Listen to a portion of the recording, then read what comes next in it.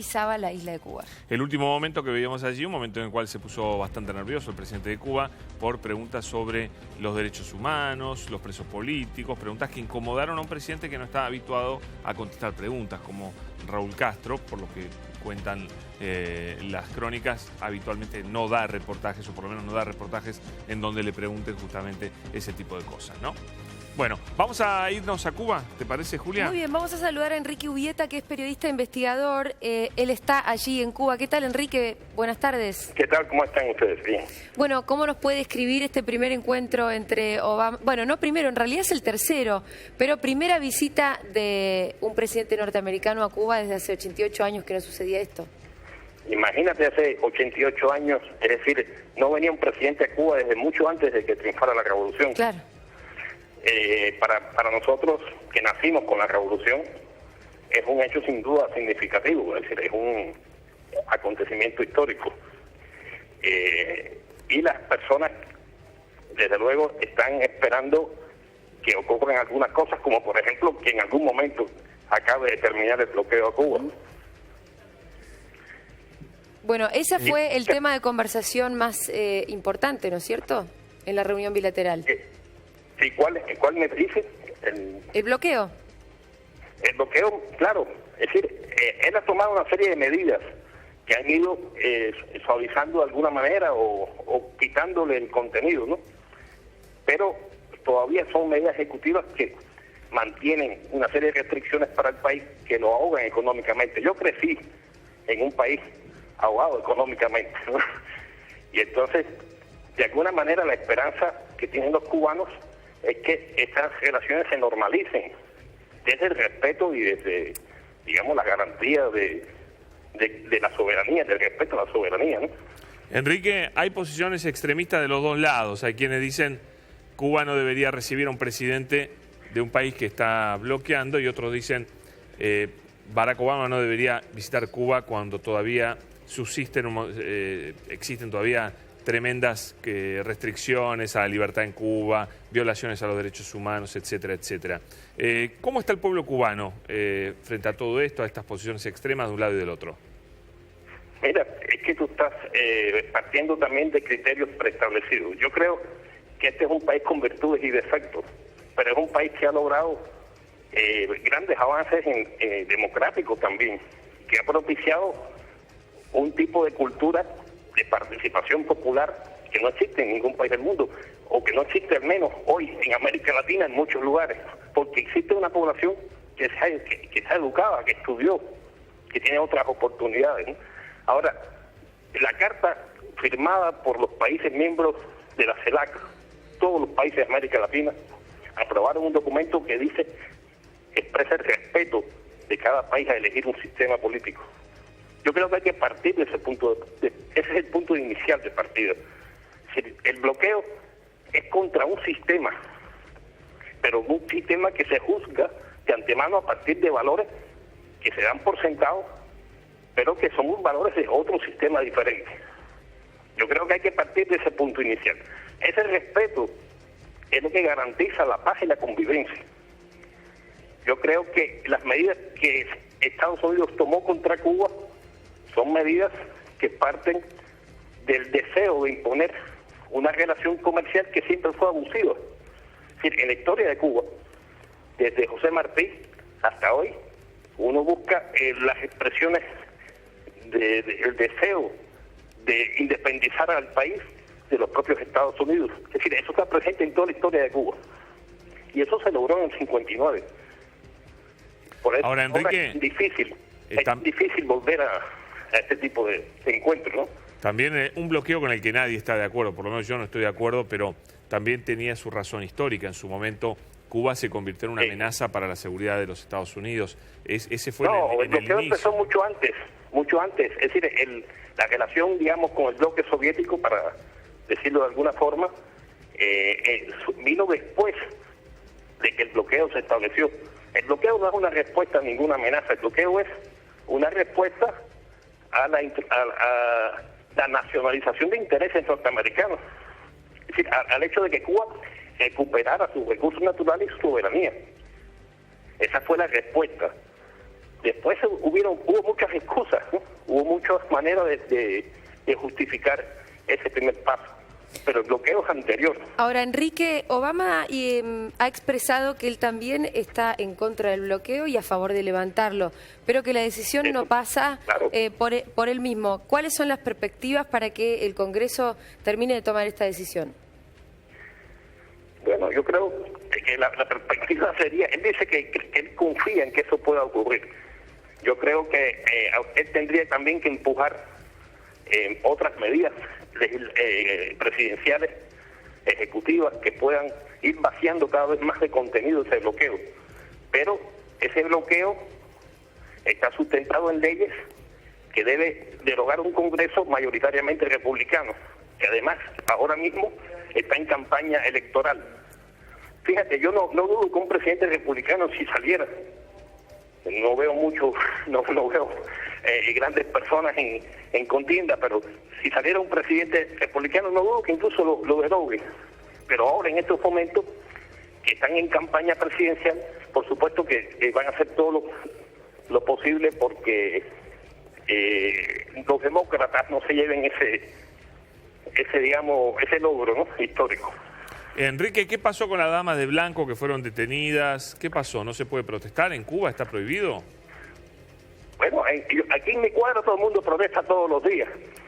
Y nosotros nos cansamos de protestar y de hablar y de decir en todo momento. Eso es algo que no puedes eliminar del país. El problema no es que las damas de blanco reciben una mensualidad por cada... Es decir, se toma asistencia cuando van a una actividad y se les paga. ¿Quién les paga? Bueno, históricamente ha sido la oficina de intereses, o a través de otros mecanismos le llega el dinero. Hay una realidad. Ellas surgieron cuando sus esposos estuvieron presos, ¿no? Y tenían ese sentido inicial. Después, todos sus esposos fueron liberados y ellas continuaron como un mecanismo de presión. Un mecanismo que además está en contra, ellas están totalmente en contra de Obama, de las medidas que ha tomado Obama, y son utilizadas a manera de provocación para incitar, digamos, una especie de conflicto callejero que dé motivo a que en la prensa, en el mundo, se tome eso como una violación de los derechos humanos. Ahora, Enrique... Mira, si en los Estados Unidos, la embajada de Irán le paga a un grupo de mujeres o de hombres una mensualidad para que provoquen altercados públicos, ¿ustedes no creen que estarían presos? Bueno, acá se dijo eso de las madres de Plaza de Mayo y sabíamos que no era verdad, no sé en Cuba, pero acá se dijo también, dijo eso para ensuciar a las madres de Plaza de Mayo. ¿Quién le pagaba a las madres de la Plaza de Mayo? Nadie, era mentira. Bueno, pero nosotros sí sabemos que quién le paga a las damas de blanco, y por favor, la comparación es ofensiva para las madres de la Plaza de Mayo. Enrique, es evidente que de cualquier manera en los últimos años han habido muchos cambios en las políticas de la revolución, sobre todo a partir de la presidencia de Raúl Castro. ¿Hacia dónde va la revolución o el régimen?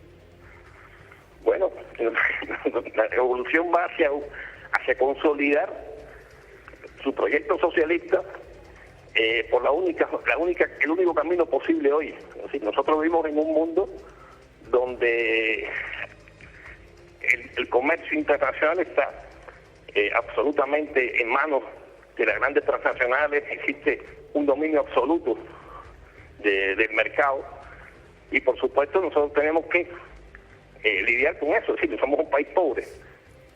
Ese es el camino, un camino que explote al máximo las posibilidades intelectuales, profesionales de nuestros compatriotas, y que pueda llevarnos hacia una sociedad que no sea consumista, una sociedad que no explote al ser humano, que le dé dignidad, que le permita estudiar, seleccionar su camino en la vida libremente. Eso es lo que queremos los cubanos. Y sobre todo, queremos también ser independientes y soberanos, que nos lo ganamos también después de tanto tiempo, ¿no? Muy bien, Enrique, muchísimas gracias por la comunicación. Gracias a ustedes. Bueno, a ver, me quedé con eso, que una sociedad no sea consumista. Yo prefiero que una sociedad sea libre. Después, si uno quiere ser consumista, el otro no quiere ser consumista, uno quiere ser una zeta, el otro quiere ser un comprador compulsivo. Si hay libertad, todo eso se puede conseguir. Bueno, Dugan, vas a poder seguir peleándote, porque también estás Tenemos Martín Jackton acá, periodista cubano de la agencia Prensa Latina. Que ya ha estado con nosotros. Pero bueno, más allá de discutir el régimen o la revolución cubana, que me parece que eso es lo que vos tenés ganas de hacer. No, yo quiero hablar del futuro. Hablemos del presente y de la importancia de la reunión, de esta reunión bilateral, de esta visita del presidente de los Estados Unidos. ¿Cuál es la trascendencia? ¿En qué cambia esta visita? Mira, cambia todo tipo de perspectiva.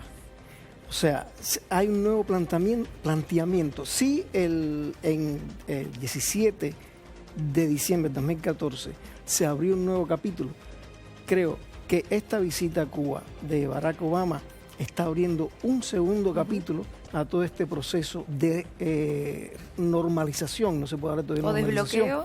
Desbloqueo, pero bueno, es un paso que sí, por ejemplo, cuando vine la vez anterior acá, me hiciste esa pregunta y te dije, cuando se inauguró la embajada de Estados Unidos en La Habana. Eso fue un paso positivo. Esto hoy es un paso constructivo. O sea, la gente se ha centrado, y los medios, es lógico, en que si le hicieron la pregunta a Raúl sobre los derechos humanos, que también se lo hicieron a Barack Obama, pero lo que dijeron ambos, lo que se acordó, los acuerdos que se llegaron, son acuerdos realmente históricos. Por ejemplo, Martín. Mira, los acuerdos que se llegaron sobre seguridad marítima, los acuerdos que se llegaron sobre la protección. Para cooperar, digamos. Sí, para cooperar. Los acuerdos que se llegaron para trabajar en la lucha contra el narcotráfico, en una zona tan sensible, esa de ahí donde hay tanto tráfico marítimo. El acuerdo o convenio para trabajar sobre la seguridad marítima, o sea, dar protección a eso, pero también protección al ambiente, sobre una zona en que hay agua que compartimos ambos países, claro. O sea, según las convenciones internacionales marítimas, cada país le corresponden 12 kilómetros, ¿no? Un poquitico más. 12 millas. 12 millas. Esa y hay 90 millas. Y hay 90 millas, o sea, ambos estamos compartiendo aguas que son comunes, o sea, podemos reclamarlo. Con respecto a las inversiones extranjeras, ¿se dijo algo? ¿Se sabe algo? Bueno, allí, a ver, todo se ha centrado en Obama, pero es que paralelamente, mientras que Obama se reunía con Raúl y cumplía su agenda de actividades, había una gran y amplia delegación de hombres de negocio y mujeres de negocio norteamericanos reunidos con sus pares cubanos. Lo mencionaron ambos, pero muy sucintamente, o sea, no enfatizaron pero mucho en eso. ¿Pero la actividad privada está permitida en Cuba? Mira, la actividad privada, por ejemplo, en la agrícola, existió siempre. No, pero, a ver. A ver, ahora te voy a dar una empresa, digamos. Te voy a dar, déjame darte un antecedente para entonces que la gente comprenda. A ver, después, a partir de los años 94, 95, en aquella crisis que cayó Cuba con la desaparición en el 91 del antiguo campo socialista, que nos quedamos solo en el mundo y tuvimos que reinsertarnos en aquel mundo que para nosotros era totalmente nuevo desde el punto de vista comercial, se empezó a fomentar a través de programas estatales lo que nosotros llamamos en Cuba el contrapropista.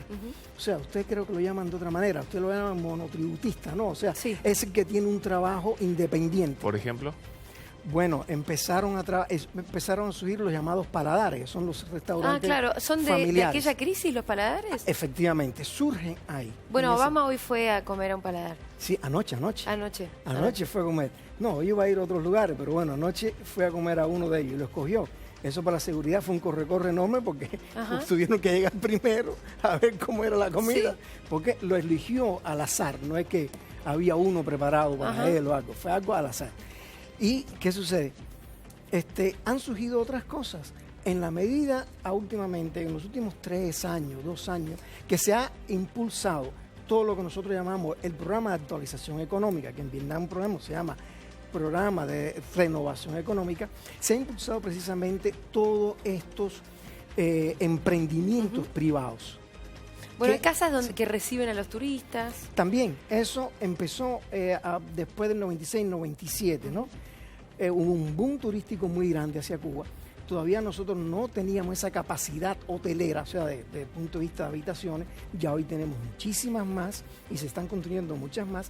Y se abrió también la oportunidad en aquella crisis económica que nos golpeaba a todos, a que la gente se buscara su propia manutención, o sea, buscara sus kilos, como dicen ustedes. Ahora, sus Cuba mangos, es un país importante.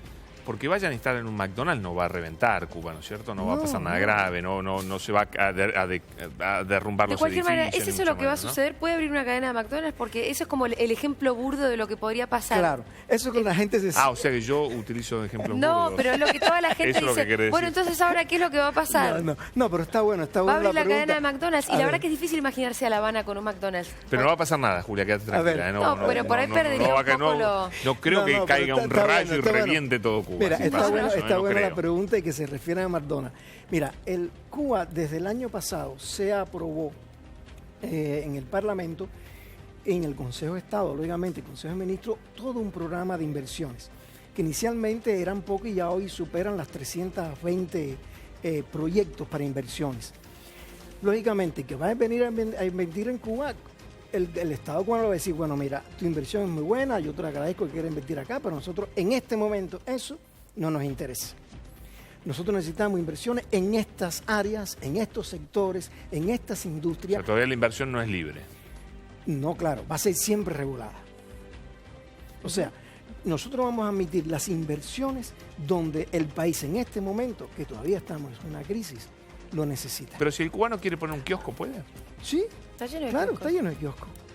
Está lleno Y de algo más pizza. que un kiosco, bueno, no tiene plata, no tiene capital, Bueno, pero bueno. atiéndeme, se están abriendo mucho más. Déjame decirte, yo me he quedado asombrado. El año pasado yo fui a Cuba de vacaciones, me tocó un mes, fui, y yo me quedé asombrado cuando estuve conversando con amigos que trabajan en el turismo y me dicen que el segundo mercado de turistas, digamos, acá Cayo Coco, que vivimos esa zona del norte de Ciudad de Ávila, muy bonita, el segundo mercado de gente yendo allí, y ahí hay que pagar con divisa. ¿Es de Son Cuba? los cubanos. Ah, mira. Son los cubanos, son los primeros son los canadienses, después vienen cubanos, después vienen, europeos en general. Después argentinos. Argentina creo que está ahora en el 6º, 7º lugar, entre los 10 primeros emisores de turismo. Sí, están yendo muchos argentinos allá. O sea, hay cubanos que están ya ganando. Otro ejemplo que te doy. Bueno, pero ¿y el McDonald's? Hay McDonald's. Ahí estaba. Porque No, le va a vamos decir que no hablar a de- McDonald's. Dale, a ver, a McDonald's si quiere abrir 10 McDonald's, nosotros le vamos a decir, bueno, está muy bien, tú quieres abrir 10 McDonald's, nosotros lo que necesitamos que nos des las maquinarias como se hacen los McDonald's. Nosotros vamos a hacer los McDonald's y entonces después que nosotros podamos ofrecer McDonald's, tal vez entonces puedas tener tu McDonald's ahí en Cuba. No entiendo entonces. Qué mal negocio, ¿no? Para McDonald's. Por eso, Bueno, ¿por qué a lo mejor McDonald's sí, les diría? si vende, el asunto de la transferencia tecnológica. O sea, Cuba es un país, aparte de la crisis, lo que hay demás, es un país en ¿Cuántos desarrollo. años dirías que está atrasado con respecto a un país como Argentina, Cuba? No, muchos más. El problema No, es ¿cuántos que- te pregunté? No, por ejemplo, 10, 15 años. Pero es que todavía nosotros no tenemos los recursos que tienen ustedes acá en Argentina. Sí, está claro. Ustedes tienen un... Yo creo que te por quedas corto con 15 años. Sí, no, mucho Es más. que Vaya, depende de los parámetros, 25 ¿no? años.